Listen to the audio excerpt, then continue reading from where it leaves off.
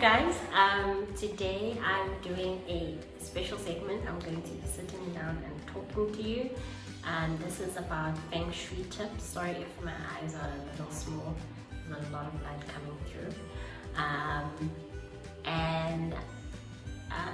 Feng Shui is a principle about organizing your home in such a way that you have good vibes and good energy, or what they call qi, coming through your home.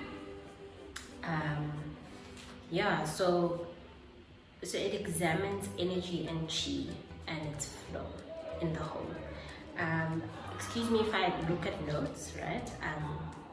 I've just made a few notes that I'll be reading from and just going through with you for the session. Just a disclaimer, I'm not a Feng Shui expert. I'm not trained in any way.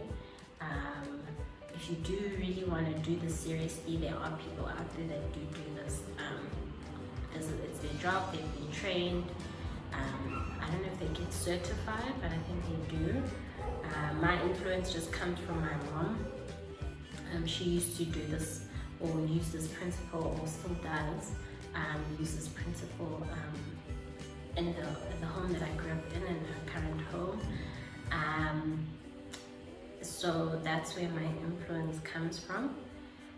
It has some very interesting things for you to do to cleanse and to ensure that you have good energy coming through your home. Considering that you surrounding yourself with the right people is not the only thing that affects the way in which things manifest in your life. I think it's also, from what I've read about with Feng Shui, it's also about how your home is, how the space that you're living in is. And I know sometimes some of us find ourselves in homes or in spaces with people that we don't necessarily want to be around. And at the moment we don't have the means to get out of that situation.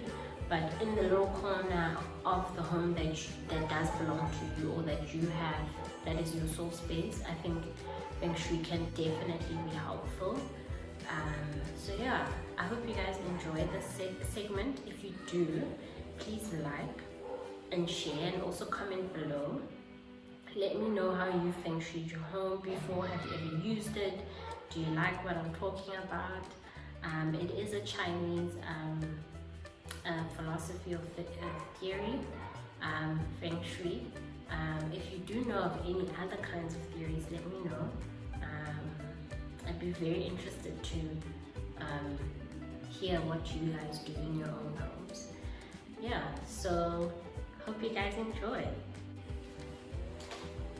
Okay, so as I said, I mentioned Feng Shui. It's a principle or theory that observes the flow of energy, or qi, and how it flows.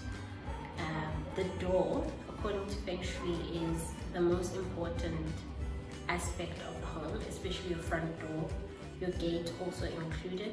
That is where the energy comes in. So it's what they call the mouth of qi, or what they call as haiko.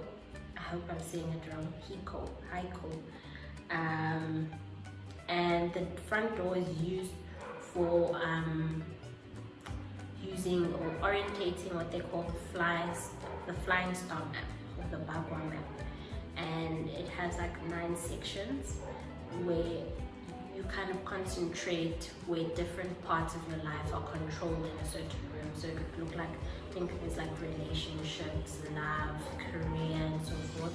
And you place the Bagua map over your home, and then you sort of orientate or organize those certain corners in the home to make sure that those things manifest really well, either through putting plants or trees, or putting certain kind of colors, or painting the wall a certain color, or hanging certain things in that particular area. So that's what the front door is used to do. It's used to orientate and draw that Bagua map, but I'm not going to talk about that today. If you would like me to, please just comment below. Let me know if you're really interested in this kind of thing. So the reason why I started with the doors is I think doors or entryways are very important in Feng Shui. So just to start with the front door, I'm going to be talking about the front door and also about internal doors in the home, and then about the bedroom, because for me those are three things that I'm trying to address in my own home, but I also found them very important to also talk about, or a good starting point if you're looking at using Feng Shui. So how to create a strong front door. So as I mentioned, your front door is sort of the mouth of the chi, so where the energy enters. It's like when you eat food, you make sure that you eat good nourishing food that looks after your body. So the same thing about your front door, it lets in all that good energy and so forth into your home. So it's what they call the portal of energy. Important about your front door is to make sure that you actually clean your front door. So when was the last time that you actually wiped your front door? When I was reading about this, I was like, when was the last time I actually did that? Or when did I ever do that? I think I've wiped the security gate, the butler, but not the actual door itself. So make sure that you wipe that, make sure that you clean around the areas. If you have steps, make sure that they're very clean. If you're living in an apartment block, don't be shy to clean that front area of your door. I have the stairs coming up, I'm on the final floor, so it's where everyone sort of comes through to get access to their flats, but it's not the cleanest. So I'm thinking I'm actually going to take it upon myself to start cleaning there, because what that does is that making sure that you have a clean entrance means that the good energy is able to find you. So all the sort of opportunities and so forth can actually find their way to your home. So if it's dirty, it's cluttered, or there's stuff in front of the door, or there's trees hiding your door, or there's dirt around your door, those opportunities and that good energy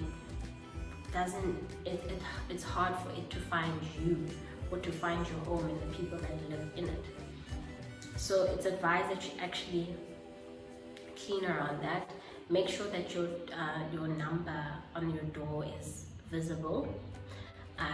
Also make sure that walk out of your door on a daily basis, and take a trip and walk out of your door and ask yourself, is it easy for someone to find your door? Is it easy for someone to find you? Especially if you're living in a freestanding home, is it easy from someone once they've entered your yard?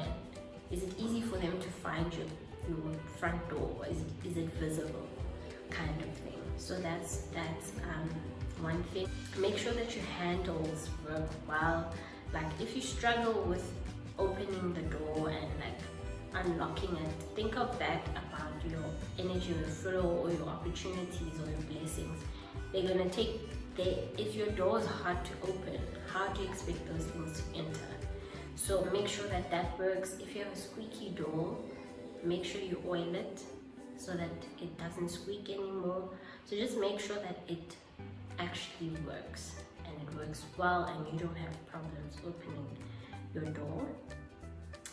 If you have a light fixture above your door, clean it. If you have it in the entrance, clean that. Make sure that the light comes in well. It's good to use, if you have a hole, an entrance hall, make sure that it's bright, it's airy, it's fresh, good light is coming in. You open the windows in that entrance hall.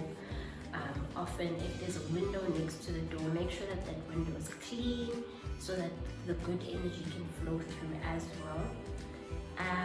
So yeah, those are the tips on what to do for your front door. Sometimes other people recommend that you do you can paint a color, like a bright color. I just didn't read on the different colors, because for me it's not an option. I'm renting, so that's not something that I can do at the moment, but colors are also apparently good. I think a red door is very good. You can also hang amulets or put something on the front of your door to sort of protect your home. I know other religions do that, other cultures do that. Like the Chinese, they hang 5 emperor coins. It's like 5 coins like this, and it has like a red tassel at the bottom for good luck. Yeah, other people use that amulet that has like the eye in the middle, I think, and that's in the shape of a hand. So there's quite a few things that you can do to also protect your door and protect your home from those kind of things.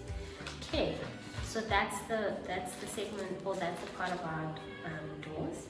I hope you enjoyed it. Next, I'm going to be talking about doors facing doors. I just spoke about front doors. Sorry, Feng Shui is also, I just wanted to correct myself. Feng Shui is a practice, it's not a theory. It's a ancient traditional Chinese practice. So that's the one thing I wanted to correct myself on. So doors being the mouth of Qi, or letting in through Qi, I thought I'd just continue and talk about other doors. Firstly, doors facing doors in Feng Shui is a big problem because they can cause disharmony. So they can cause like conflict, they can cause just general discomfort or bad vibes, if you can call it that, depending on what's behind the different doors, or the uses of the doors of the different rooms. So firstly, the door facing the door that's wrong, or that can cause disharmony, is your front door facing a back door. So currently I have my front door facing the balcony door, like directly facing each other, and that is not a good thing. Why? Money, guys. Money. So what the front door facing the back, the front door facing any sort of back entrance door, means that your flow or your Qi doesn't spend much time in your home. So the good energy that might come, your good opportunities, your blessings, whatever it is that's meant for you, won't spend time in your home and sort of manifest in your life. So they will go in and out, basically. So that's one kind of door that shouldn't face each other, and I'll come up with the remedies at the end, because the remedies are kind of the same for everything. It's not like if you have a different door facing this, you do something different. No, there's different ways in which you can work or prevent that, or slow down the flow of Qi, or the flow of energy. So that's the one door, the type of doors that are bad for facing each other. The other one is if your main door is facing another main door. So if you have like apartment blocks where you have 2 main doors facing each other, that's also a bad thing. It can cause an issue with interpersonal relationships. I'm not sure if it means interpersonal with the person who lives opposite you, or it's interpersonal or your own personal relationships. So I'm not sure what exactly, but it can cause disharmony in that sphere of your life. So another door facing another door is the kitchen door facing other doors in the home. So if you have like a kitchen door facing the bedroom, that's a problem. The reason why is that the kitchen is associated as a place of like fire, of heat. So what that will do, we think, if it's facing the bedroom door, it's gonna cause some nice things in the bedroom, it's gonna be hot. No, it's gonna cause conflict. It's gonna cause disharmony, constant fighting. So that's one problem with a door facing a kitchen. It increases disputes. It can also cause respiratory system issues with the people that live in or who sleep in that bedroom. Have doors facing toilets. That's also a problem. Because the toilet is associated with the place being where you excrete and you get rid of bad stuff. Any door facing the bathroom can cause health problems for the people in the room that it's facing. So if it's in a bedroom, it can cause health problems for people living in that bedroom. If it's facing a kitchen door, it can also bring bad health. So you don't want that. You don't want a door facing a toilet. So the remedies for these doors facing doors, firstly is prevention. So if you are building a house, I'm happy for you. If you are at that stage in your life, if you're an architect, for goodness sake, guys, please just take the time to think about people's doors. Doors shouldn't face doors at all. Like when I look at my place, they could have put the door on this side, to be honest, for the balcony. Take the time to consider and think about other people's homes and think about what it could mean. So if you can, prevent. If you're building, prevent it, move the doors. Make sure no door faces another door at all. If you're obviously in a place already, you've already bought a home, you're living there, you're renting, whatever, you can't help it. Unless you own the home, if it's something that you can afford, go for the movement of doors. But if you can't move the doors, what you can do is you can hang a curtain. When I read this, I was like, oh. Well, for me, it will work with the balcony door situation, because I haven't yet put curtains, so that's something I can actually do for now. But if it's like a bedroom door facing a kitchen door in the passage, how do you hang a curtain? So if you're into that vibe, go for it. You can also do like a beaded curtain if it goes with your decor and if it works. You do you, babes. You do you. One other thing is and you must make sure that the curtain is at least at knee length. Some of us are short, so knee length is not very long. But yeah, just make sure it's minimum at knee length, and then the bottom piece you don't have to worry about that. Another one is to put like a credenza, or what they call a side table, a sideboard, those nice sideboards. It's usually in like the dining room, or you put it behind a sofa if you have like a big lounge or whatever, where you put like ornaments and flowers and whatever, or like a drink stand or whatever.